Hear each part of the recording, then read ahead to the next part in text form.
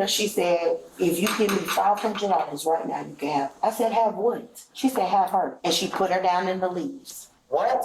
No, I would never sell my child. And she said, no, I don't need help. I just don't want the bastard. My child is my life. I never, ever hurt my Oh, you baby. And lying. I'm like, is she crazy?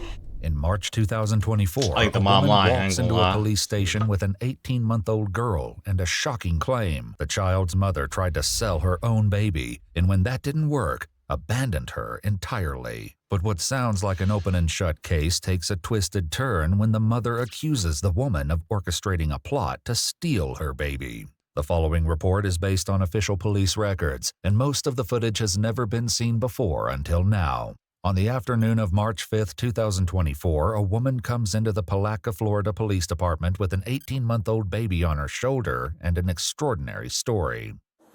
To bring her some clothes, diapers over, but we didn't. I was gonna wipe her off, but we didn't want to wipe her off in case she had to take pictures of her because she's. Okay. Don't cry, sweetie. Because she don't deserve it. I'll come, go in there and I'll come sit with you. Well, I'll come sit with you. All right. I called DCF to John, and he is on. He's gonna be calling me back.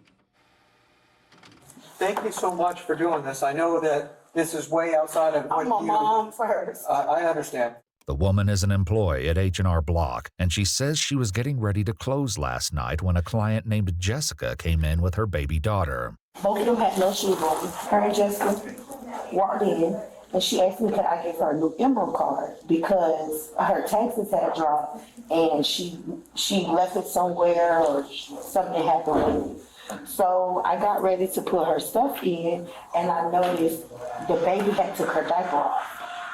And she was like pointing at her private, like it was irritating her or something. So I was like, oh, maybe it's the diaper, you know, kids get irritated or whatever. And she was like, she's not gonna do that because I only have one diaper for her. So she put the diaper back on her.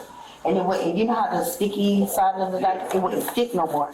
So she like hit her. And was like, you just stupid, you shouldn't have did that. And I was like, what? So I called the police. She says she waited until police arrived and then went home for the night, unaware that her involvement with this woman was far from over. This morning I came 7 a.m. The mom, Jessica, was laying on the AC unit. And she was in a Dollar General's buggy. And it was drizzling. She was asleep and the baby was in there hollering. Well, I said, do you need help? Like, do you need me to call DCF so they can help you? No shit. And she said, no, don't worry about it. And she snatched her daughter out the top part and slammed her in the bottom part. The woman says that Jessica left at that point. Not long after, someone at a nearby restaurant calls the police to complain about a woman and her baby walking around asking for food. The responding officer finds Jessica inside, annoyed that someone reported her. Because they were worried about the baby. Because she's throwing a tantrum. No, well, more they wanted to make sure the baby was okay and that you were okay. I'm fine. I'm trying to find emergency housing. So what's the situation? What are you going through right now? I'm going through a lot. Like as far as housing, why are you looking for emergency housing? Because I had a boyfriend who used to beat the out of me and I don't want it around my kid. If you can please help me in any way. Well, okay, so I've got our victim's advocate coming out. She's gonna talk to you. She's gonna bring some stuff for the baby. Where? She'll be coming over here. You know, just because the baby cries doesn't mean that they're in trouble. No. I'm sure you have kids. I do. No, but in this case, it was like she do need some help though. So, I have a son and a stepdaughter. I can't even believe this. Is that rescue for my child? No. They're going to a different call. The victim's advocate arrives with her assistance, but Jessica is wary of their motives. Really, y'all making me feel great. Oh, no, okay. This is the victim's advocate that I told you I had come. No, y'all really making me feel great. And I got 4 y'all. No, we have a bunch of stuff for you and the baby. Jessica settles enough to accept the help these women have brought for her, but she doesn't let her guard down entirely. It's just right now, I'm needing a place to stay. She thinks y'all are probably trying to take her away from her. No, I'm not taking her away from mommy. But Jessica does wind up separated from her daughter, and according to the woman at the police station, it happened later that day. She came back to our job At this point, she's yelling at the customers in there to give her money. I said, ma'am, you gotta leave. Like you have to leave now. She said, oh, I'm not leaving. And then took her in the bathroom. When she left out there, I called the police. And she literally pushed the buggy in the road and laughed about it. And then hurry up and grabbed it. And I'm like, is she crazy? She says that although she gave the officer details about Jessica's behavior, she was told that it would come down to her word against the mother's, but it wouldn't be long before Jessica would return yet again, and this time she would come with a shocking offer. She came back. I see her walking back towards our job, and she said, come here, because I trust you, come here. So I'm like, oh my God. I asked two of my coworkers to walk out with me because I don't know what's in somebody's mind. And as I walked over there, she said, if you give me $500 right now, you can have it. I said, have what? She said, have her. And she put her down in the leaves. And I said, are you serious?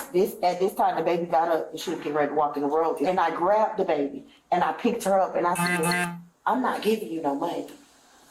She said, well, just have her because it's just too much for me. The woman's account nearly defies belief, but when the police speak to Jessica a couple of days later, they hear a story that could turn the entire case upside down. I went to file my taxes at H&R Block. Why she sound normal now?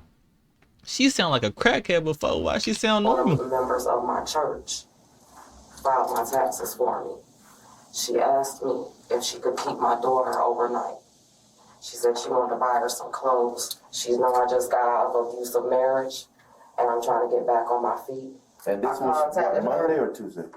No, she's only been gone for 2 days. Only 2 days. Okay. Well, today is Thursday, so that would make it, what, Tuesday night? Tuesday night, you tell me like approximately what time? About 7. 7 o'clock? Yeah. 7 p.m.? Yeah, 7 p.m. Okay. Jessica says that although she was reluctant at first, she ultimately agreed to hand her daughter over for the night. I allowed her to take Gigi, and about an hour after that, I got a knock at the door from the police saying that I was banned from H&R Block. So I sent a text message, and I said, if you not produce my child, I'm going to call the police. What's the worker that you go to church with? What's her name? Her name's Crystal, but she's the black girl with the pink hair.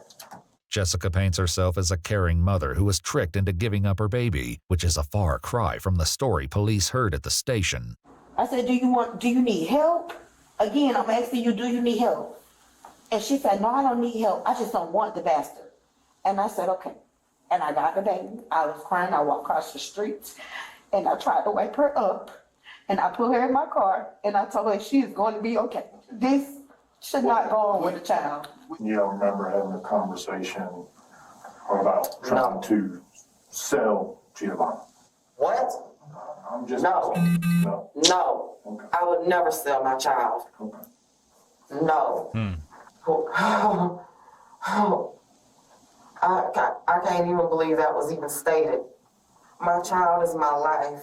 Right. Not only is Jessica's story completely different, she tells the detectives that she knows exactly what's going on here. To be honest with you, my sister, me and her have a very bad relationship.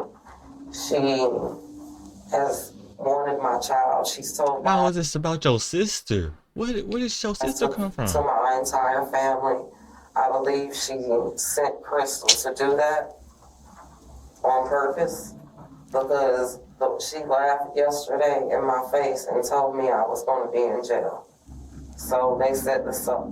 Sounds petty, but it's true. Right. I mean, what would be the reasoning they would do that? Same reason she husband. She's spiteful. At the police station, the woman does express an interest in keeping the child, though it doesn't seem to come from a place of malice. So would DCF let me take her home? Oh. Probably not, but I just don't want her to have to go through no system. absolutely not. There might be a way. He might have to come out and look at your house, or he That's might. fine. So we'll figure something out. But as far as Jessica's concerned, there's no reason why her daughter can't be with her. You don't even have a I house. don't deserve to be in jail for this. I never, ever hurt my baby. If you see her here, she hit her. This right here. Yeah. You can see it. Yeah. She elbowed her last night. So that was from last night? Oh, you can see it good now. It's swole all right here. the bruise. She got dirt all in her nose. I'm an RN. I can't lose my child or my license. Jessica was a licensed practical nurse, but her license was put on probationary status a year prior when she failed to notify the Board of Nursing that she pled no contest to a disorderly conduct charge. But the detectives are only concerned about Jessica's current story, which seems to have a couple of significant problems. I allowed her to take Gigi, and about an hour after that, I got a knock at the door from the police saying that I was banned from H&R Block. Jessica's stated timeline would put this at approximately 8 p.m. However, the detectives know that she was banned from H&R Block at 11:30 in the morning. She asked me if she could keep my daughter overnight.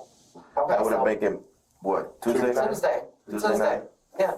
Jessica says that Crystal took custody of the baby on Tuesday night, which would have been impossible given that the baby was sitting in the police department on Tuesday afternoon. So she a liar. Okay. And what's this worker that you go to church with? What's her name? Her name's Crystal.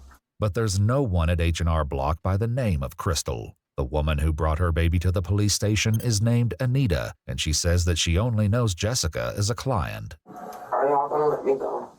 No. No, man. No, there is a warrant for your arrest. I'm saying, but like... I mean, you are under arrest. In February 2025, Jessica Woods pled no contest to her charges and was convicted of 6 crimes against her child, including unlawful desertion and illegally placing a child for adoption. She was sentenced to 4 years in prison and 10 years of probation. Yeah, she deserved that According for to the sure. Palatka Police Department, her daughter has been placed in foster care. Yeah, damn. Sucks for her, bro.